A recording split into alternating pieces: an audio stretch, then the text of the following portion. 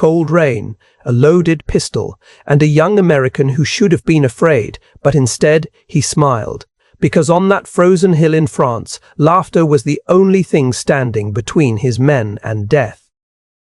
The morning of October 24, 1944, began like so many others for Technical Sergeant Charles Culage, wet, cold, and heavy with the feeling that something bad was waiting in the trees. He was crouched low in the Vosges forest, the kind of place where sound travelled strangely. Every drip of rain from the pine needles felt too loud, every gust of wind felt like movement. Somewhere ahead of him, hidden by fog and dark green branches, German soldiers were dug in and ready. Culage was only 23 years old, but war had already aged him far beyond that. He had been fighting for 14 straight months. Italy had nearly killed him more than once. Salerno, Anzio, San Pietro, the Rapido River, where entire American companies were wiped out in 2 days of slaughter. Monte Cassino, Rome. He had watched friends disappear into smoke and mud and never come back. Most men in the 36th Infantry Division didn't last that long, but Culage had. And now, after surviving the bloodbath of Italy, he found himself in the forests of eastern France, facing a new nightmare. The division had landed in southern France in August, pushing north through the Rhône Valley. By late October, they had reached the Vosges Mountains, a natural fortress of steep hills, thick woods, freezing rain, and German defences built into every ridge. This was not open country. This was hunting ground. The Germans knew every trail, every clearing, every blind approach. Machine guns were hidden where you couldn't see them. Mortar teams had already marked the perfect spots to rain death on anyone who tried to move. And right now, Culage's orders were simple. Hold Hill 623, cover the right flank, keep the Germans from breaking through. But nothing about this situation was simple. Because of the 12 men under his command that morning, almost all of them were brand new.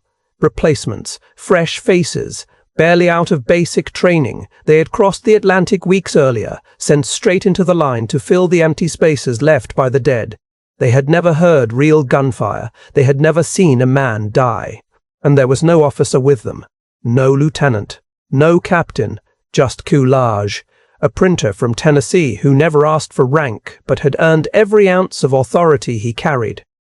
His section was equipped with heavy machine guns, water-cooled 30 caliber Brownings. They were powerful, reliable, and deadly, but only if they were placed correctly, and only if the men behind them didn't panic. That was the danger. Green soldiers freeze. They make mistakes. And on a hilltop like this, one mistake can get everyone killed.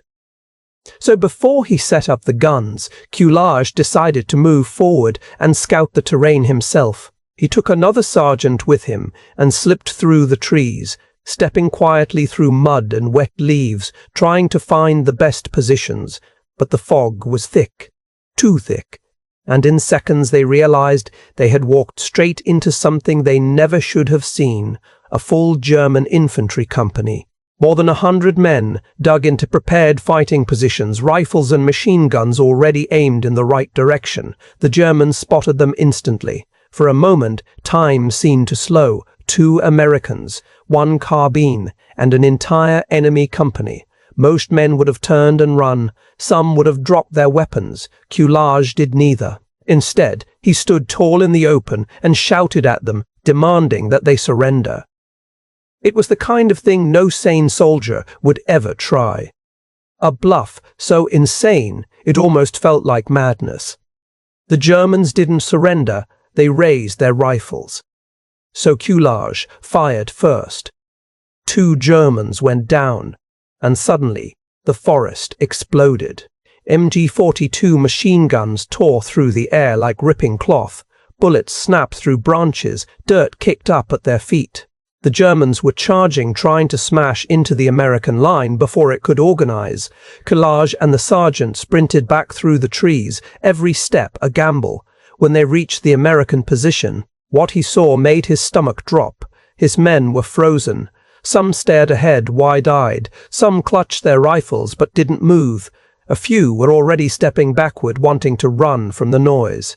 This was their first real fight, and fear was spreading fast. Culage didn't shout. He didn't shout. He walked. Calmly. Steadily. He moved down the line like it was just another drill, adjusting machine guns, placing riflemen, showing each man exactly where to aim. Gunfire cracked overhead. Mortar rounds began falling nearby. The Germans were closing in, but Culage kept walking, talking quietly, steady as stone. That was the moment everything changed, because his men were watching him, and if he didn't look afraid, maybe they didn't have to be either. When the first wave of German infantry came through the trees, Culage gave the order. The Brownings opened up. The effect was brutal. German soldiers fell in the mud. Others dove for cover. The assault collapsed just yards short of the American line. The Germans attacked again 15 minutes later, then again.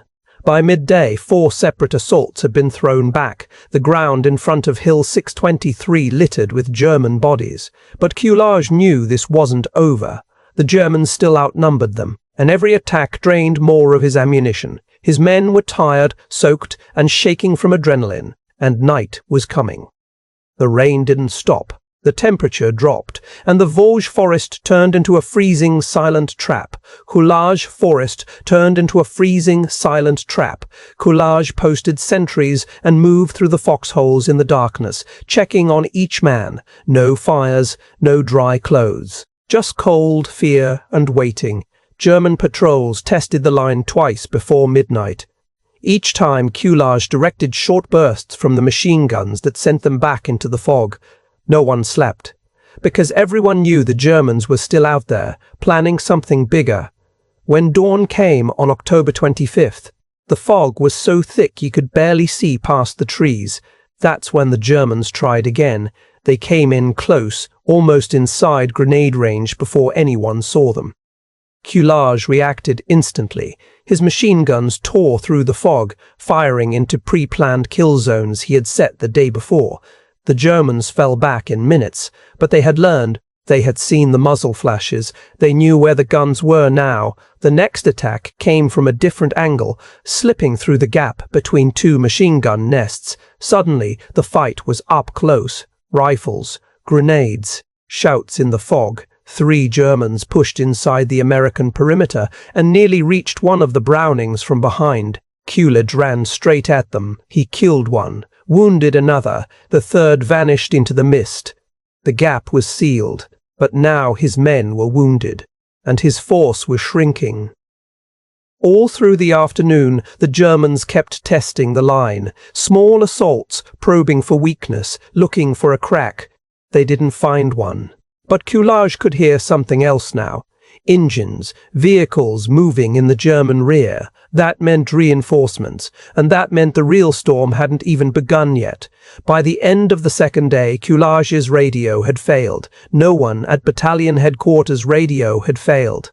No one at battalion headquarters even knew if Hill 623 was still being held. As far as command was concerned, they might already be dead. And out there in the forest, the Germans were getting ready for something that would change everything. Something heavier. Something that didn't care about machine guns at all. The silence on the afternoon of October 26th was worse than the gunfire. For 3 days, Hill 623 had been a storm of bullets, explosions, shouting and fear. The men under Coulage's command had grown used to that rhythm, the tension of waiting, the shock of contact, the roar of the Brownings tearing through the forest. Then suddenly, nothing. No rifle shots in the distance, no probing patrols, no movement in the fog, just wind, rain, and the sound of their own breathing. Culage had seen this before in Italy. The Germans didn't stop attacking because they had given up. They stopped when they were preparing something that would crush you. He sent 2 men forward as scouts. They moved low and quiet, disappearing into the trees, while the rest of the section stayed on their guns. Watching the grey forest ahead, the scouts came back within the hour. They were pale, shaken. They had heard tracks, metal grinding against frozen ground. Tanks. The Germans were bringing armor up through the forest. That changed the entire battle. A machine gun could stop infantry. It could cut down men charging through trees and mud. But against steel and armor, it was useless. One tank rolling onto that hilltop could destroy every American position in minutes. 2 tanks would make it faster. Culage checked what he had to stop them. 1 bazooka, 3 rockets. That was it. He knew how unreliable that weapon could be. Sometimes the rockets didn't fire. Sometimes they bounced off. Sometimes they hit and did nothing. And tomorrow his men would be standing in front of German tanks with nothing but his word and that launcher. Night fell on October 26th. Rain turned to sleet. The men huddled in their foxholes, wet to the bone, gripping their rifles in the dark. Somewhere out there, tank engines were idling, waiting for dawn. Culage didn't sleep. He moved quietly from position to position, checking each man, speaking in a low, steady voice. They had held for 3 days. They would hold for 1 more. When the grey light of October 27th finally broke through the trees, visibility was better than it had been all week. Culage could see the line where the Germans would come from. He could see the bodies still lying in the forest. Then he heard it. The tanks. Not 1 engine, 2. The Germans came first. Infantry spreading out behind the tree line, moving slowly and confidently, like they already knew the fight was over. Then the tanks pushed through the fog. 2 German armored vehicles rolled out of the trees and started climbing toward Hill 623. Their main guns moved left and right, searching for targets. The machine guns mounted on them began firing immediately, stitching bullets across the American positions. The Brownings opened up in response, but the rounds bounced off the tanks like rain. Culage knew this was his moment. He grabbed the bazooka. He checked the rocket inside. Then he climbed out of his foxhole and started walking forward. His men stared at him. This young sergeant from Tennessee, moving calmly toward 2 German tanks like he was stepping into a training exercise. The Germans opened fire. Bullets tore through the air around him. Machine gun tracers flashed past his shoulders. He kept walking. He needed to get close. 50 yards wasn't enough. 35, 30, 25. He dropped to 1 knee, aimed at the front of the lead tank, and pulled the trigger. Click. Nothing. He tried again. Click. The launcher had failed. Click. Nothing. He tried again. Click. The launcher had failed. His only real weapon was dead. For a brief second he was alone in the open, kneeling in front of 2 advancing German tanks with no way to stop them. Most men would have run. Culage didn't. He threw the bazooka aside and reached for grenades, every one he had left, plus the ones he had collected from wounded men and fallen Germans over the past 3 days. His pockets were heavy with them, and instead of retreating, he crawled forward. The tank's machine gun fired directly at him. Dirt kicked into his face. Still he crawled. But he wasn't aiming for the tanks. He was aiming for the infantry, because the tanks could only win this fight if the German soldiers behind them could move up and finish the job. So Culage began throwing grenades into the German ranks, one after another. The explosions ripped through the assault formation, shattering their advance, forcing them to dive for cover. Behind him, the Brownings opened fire on the pinned infantry, cutting them down as they tried to regroup. The German attack began to fall apart. They had expected frightened replacements. They had expected surrender. They had expected a single American to crawl toward their tanks, laughing at death and fighting like he didn't care what happened to him. But there was a limit, and Culage had reached it. His grenades ran out, his machine gunners ran out of ammunition, the tanks kept advancing. There was nothing left to stop them. So Culage made the hardest call a leader can make. He ordered withdrawal, not a panic, not a rout. An organized pullback, every man covering the others, moving out of the forest with discipline, even after holding that hill for 4 days straight. The last man to leave Hill 623 was Culage himself. He stayed at the rear, carbine ready, expecting German pursuit at any moment. But it never came. The Germans were too shattered to follow. When Culage and his 12 men reached battalion lines, the officers could hardly believe what they were seeing. They had assumed Hill 623 had fallen on the first day. The radio had gone silent. They thought those men were gone, but here they were, exhausted, soaked, freezing, alive, every one of them. They had held that hill for 96 hours against overwhelming German forces, stalked assault after assault, and walked away with no American deaths. The recommendation for the Medal of Honor began almost immediately, but Culage stayed in the fight. He refused a commission. He finished the war the same way he started it, as an enlisted man leading from the front. On June 18, 1945, at a bombed-out airfield in Germany, he finally received the medal, a 5-point bronze star on a blue ribbon. He wore it for the photograph, then quietly packed it away, because for him it wasn't about heroism. It was about the men on that hill, and the day a German put a pistol to his head, and he laughed, because courage isn't loud. Sometimes it smiles, because courage isn't loud. Sometimes it smiles, and sometimes on a freezing hill in France, it crawls toward a tank with nothing left to lose. Because surviving the war was only the beginning. After Hill 623, word about Charles Culage spread through the 36th Division like wildfire. Men talked about the sergeant who walked through gunfire like it didn't exist, the one who kept his head when everyone else was shaking, the one who crawled toward German tanks when the situation had already turned hopeless. But Culage himself didn't change. He went right back into combat. The army had a regulation: if you were being recommended for the Medal of Honor, you were supposed to be pulled off the front lines. They didn't want to risk losing you before the award could be approved.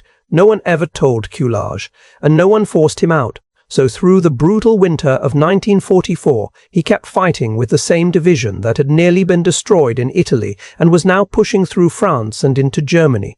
He never asked for rank. In fact, he had already been offered a battlefield commission once after his actions in Italy. They wanted to make him a lieutenant. He refused. He had gone into the army as an enlisted man, and that's how he intended to come home. The paperwork for the Medal of Honor moved slowly. Witness statements had to be gathered. Officers had to sign off. The chain of command had to agree on exactly what happened. It took months. Finally, in June of 1945, the war in Europe was already over. Germany had surrendered, and Culage stood on a destroyed airfield near Dornstadt, wearing a clean uniform for the first time in months, when the general placed the Medal of Honor around his neck. The citation described everything: 4 days of constant combat, inexperienced men, no officer present, the bazooka that failed, the grenades, the walk toward the tanks. It was the highest honor an American soldier could receive. Culage didn't see it that way. To him, he had simply done what the moment required. He took the photograph, then packed the medal away in his duffel bag. Because what he wanted most wasn't recognition, it was home. That fall, he returned to Signal Mountain, Tennessee, the same quiet town where he had grown up working in his family's printing business. He married, started a family, went back to printing books and binding paper. Like the war had been some long, distant storm he had stepped out of. He rarely spoke about what happened in France. When people asked, he always redirected the attention. He said it wasn't just him, it was the 12 men who held that hill together. Time passed. Decades. The world changed. Wars came and went. But Hill 603 never really left him. In 1989, a stretch of highway in Tennessee was renamed in his honor, the Charles H. Culage Medal of Honor Highway.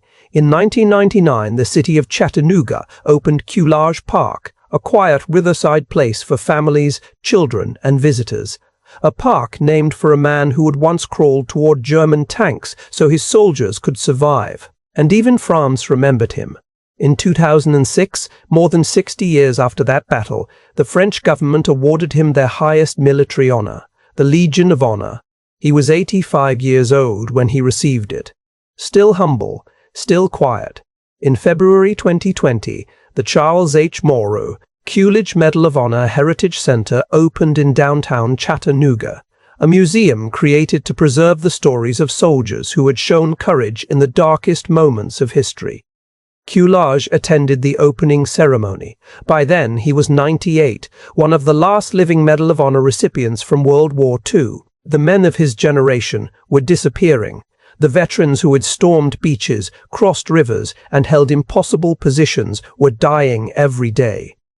With each passing year, the world moved further away from the war that had shaped everything. On April 6, 2021, Charles Culage passed away at the age of 99. With his death, only one World War II Medal of Honor recipient remained alive, a final link to that era. But the story of Hill 623 still lives on. 12 soldiers, 1 sergeant, 4 days of relentless fighting in the cold rain and fog of the Vosges forest. And a moment when a German officer raised a pistol and expected fear, but got laughter instead. Because sometimes the strongest weapon on the battlefield isn't steel or firepower, it's the man who refuses to back down, even when the odds say he should. If you want this story to keep living, share it, let others hear it. That's how these men are remembered. Now we step even deeper into what made that moment on Hill 623 unforgettable, not just as a battle, but as a lesson in courage, instinct, and the kind of leadership that can't be trained. Because when you really understand what happened out there, the laughter makes even more sense. By the 4th morning of the fight, the men on that hill were barely holding on. They hadn't slept, they hadn't eaten properly, their uniforms were soaked through, their hands were numb from the cold. Every muscle in their bodies hurt from the tension of waiting and the shock of sudden violence. And still they stayed, not because they were fearless, but because Culage was. They had watched him for days, walking along the line while bullets snapped overhead, adjusting their guns, telling them exactly when to fire and when to hold. He never raised his voice, never rushed, never showed the slightest sign that he doubted what they were doing. That steadiness was contagious. It kept the new men from breaking when their instincts told them to run. When the tanks appeared on October 27th, that feeling of pressure reached its peak. The German officer stood in the turret of the lead tank, holding a pistol, a clear signal of authority. He called out to the Americans, offering them one last chance to surrender. He wanted them to see the situation clearly. Steel in front, infantry behind. No way out. And in that frozen second, every man on that hill looked to Culage for the answer. They expected orders. They expected him to say, "Fall back." Instead, he laughed. Then he told the German officer to come and take them. It was a moment of pure defiance, the kind that doesn't come from anger, but from the simple fact that he had already made up his mind. He was not going to let his men die there. That decision mattered more than anything else. When he walked toward those tanks, he knew the bazooka might not work.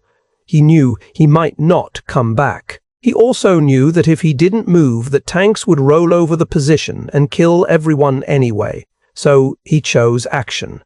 And his men followed that spirit. The final defense of Hill 623 wasn't just about weapons. It was about refusing to give in to the pressure building around them. For 4 straight days, the Germans had thrown everything they had at that small American force, and each time they were met by the same calm, determined resistance. When the Americans finally withdrew, the Germans didn't pursue. They had seen enough. They had faced a man who would not break, even when staring down the barrel of a pistol. And that kind of resolve sends a message.